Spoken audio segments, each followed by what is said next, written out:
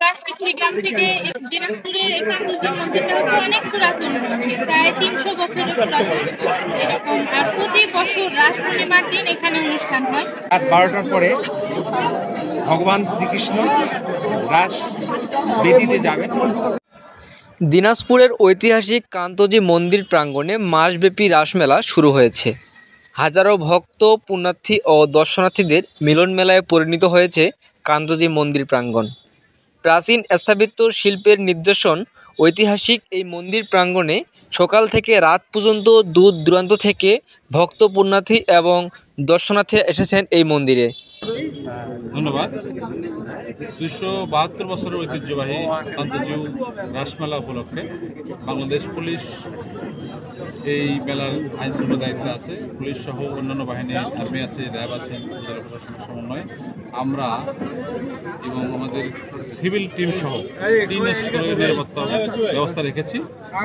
আমরা আশা রাখি এটা অত্যন্ত সুন্দরভাবে এবং আইন শৃঙ্খলা স্বাভাবিক রেখে এবং আমরা এটা সম্পন্ন করতে পারব। এখানে যারা ভক্তবৃন্দ আসবেন তাদের সার্বিক নিরাপত্তায় সর্বদা প্রস্তুত আছি। আমরা মেলা শেষ পর্যন্ত আমরা থাকব। দিনাজপুর রাজবংশের চিরাচরিত ঐতিহ্য অনুযায়ী আমাদের এই ঐতিহ্যবাহী টেরাকোটা যে মন্দির, শ্রী শ্রী কান্তজি মন্দিরে রাস পূর্ণিমা অনুষ্ঠিত হতে যাচ্ছে এবং রাত ১২টার পরে ভগবান শ্রীকৃষ্ণ রাস বেদিতে যাবেন এবং সেখানে আমাদের যে সনাতনী কালচার আছে সেই অনুযায়ী সেখানে তিনি পূজিত হবেন। এই দিনাজপুরের রাজবংশের ইতিহাস অনুযায়ী ১৭৫২ সাল থেকে ২০২৪ এতদিন ধরে এই যে আচার এবং অনুষ্ঠান হয়ে আসছে। এই রাস মেলার যে আজকে শুভ উদ্বোধনের প্রাককালে আমি ডাক্তার ডিসি রায়, রাজদেবতী স্টেটের একজন সেবায়ত সদস্য হিসাবে সারা বাংলাদেশ তথা সারা বিশ্বের সনাতনী ভক্ত সহ সকল শ্রেণী পেশার মানুষকে এই রাস মেলায় অংশগ্রহণের জন্য আহ্বান জানাচ্ছি।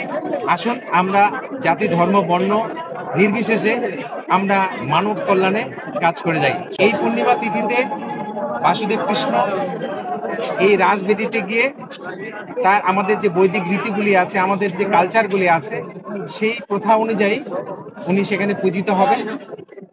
সেটা আমাদের দাপর যুগ থেকে হয়ে আসছে। দিনাজপুরের এই কান্তজি মন্দিরটা হচ্ছে অনেক পুরাতন মন্দির, প্রায় ৩০০ বছরের পুরাতন এরকম। আর প্রতি বছর রাস পূর্ণিমার দিন এখানে অনুষ্ঠান হয়। অনেক দেশ, মানে অনেক দূরান্ত থেকে লোকেরা আসে এখানে।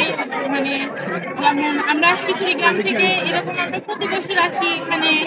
মানসিক করলে, মানত করলে মনের বাসনা পূর্ণ হয়। এরকম ধার্মিক অনুষ্ঠানে আমরা সবাই যোগদান করি। এইভাবেই চাই যে এভাবে যেন প্রতি বছরই হয়, প্রতি বছরই হয়।